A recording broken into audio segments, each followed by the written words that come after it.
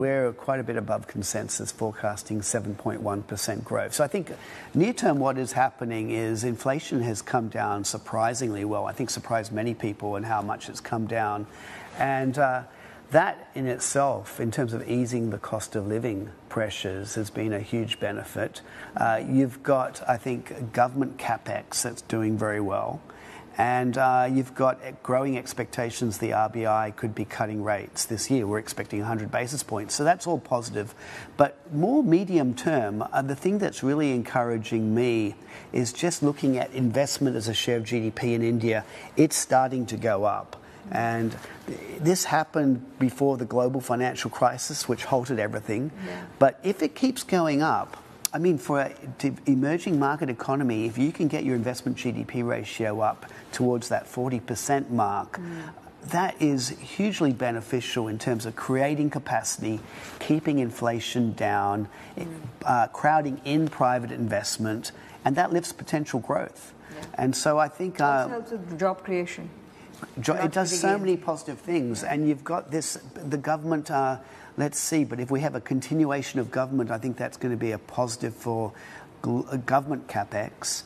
But if you also, we talked earlier about this China plus one in terms of foreign direct investment coming in, and corporate balance sheets have been cleaned up quite a bit as well. I think, and interest rates coming down, it all, to me, the stars are aligning where you could see India being on the cusp of an investment boom that would lift potential growth. But do you think the comparison that, or the view that India is where China was in 2005, 2004, 2003, maybe China started its move in 2001 as an export hub, right? Yeah. Do you think that's fair?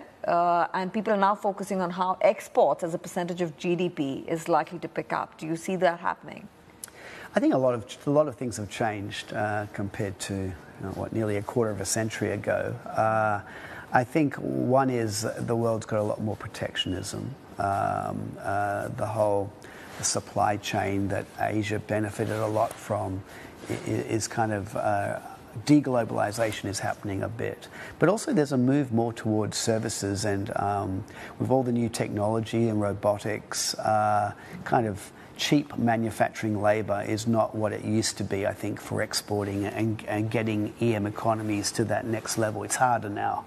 But the good thing going for India, you could argue, is it's more of a service-driven economy.